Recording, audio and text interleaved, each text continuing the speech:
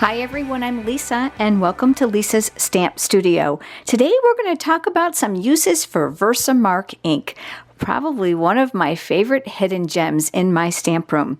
VersaMark ink is a watermark stamp pad. So basically what happens is it dyes your paper the same hue that it already is, but it leaves like a watermark. So let me show you. I have a piece of elegant eggplant cardstock.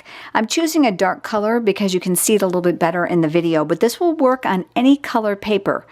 So I'm going to use a flower. This happens to be from the Flower Shop stamp set. Mine happens to be in wood. So I'm going to ink that up on my VersaMark. You want to make sure that your VersaMark is well saturated. We do have refills for those, so you don't have to ever throw those away. Just re-ink them. And I'm going to give firm, even pressure. Now, as this dries, you're going to see that it becomes more predominant, and that shiny kind of sticky look is going to go away. The other great thing about this is if this is too dark for you, you can actually stamp off. So let me show you what I mean on this piece of paper. So I'm going to ink this up again. And I'm going to stamp it here. That's the full strength. So let's pretend I'm stamping off on a piece of scratch paper. And now this is my project. I want it lighter. So I'm just going to press out the design. And you can see you've got a much fainter image. And again, as this dries, it becomes more predominant. Here's one that's been sitting for a while, so you can see the difference. Really pretty. Great for backgrounds. Great for journaling lines for those of you that are memory keepers or scrapbookers. Stamp journaling lines in VersaMark and you'll keep all your text nice and straight and it won't even really be visible at all. Also great for another technique that I want to share with you today. I've got a piece of Whisper White cardstock here and I'm going to ink this up again. Now I know it's going to be difficult to see on camera, but when I tell you that it's here, it is.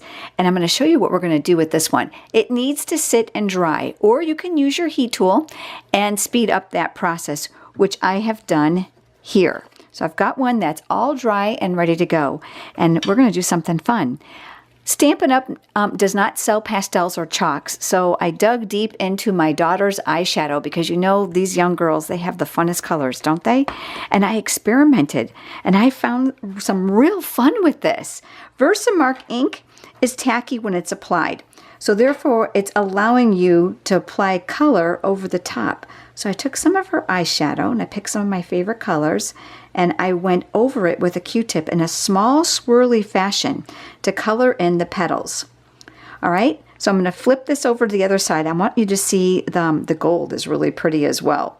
So get out those eyeshadows that you've got hoarding away. I don't know about you, but I know even in my own palettes, I've got colors I don't really even use. So pretty. Just blowing off that excess, but look, the whole image then would emerge. So I can just go back over this and make it as dark or as light as I want. The great thing about this is it adds a little bit of shimmer if you use those frost eyeshadows. And if you use the matte ones like here, like here's a light blush. Let's try that one for fun. Oh, pretty, pretty, pretty. Really add some color to your projects, definitely some softness. And then this one over here is a copper. I'm turning my Q-tip because I want you to be able to see when it's finished.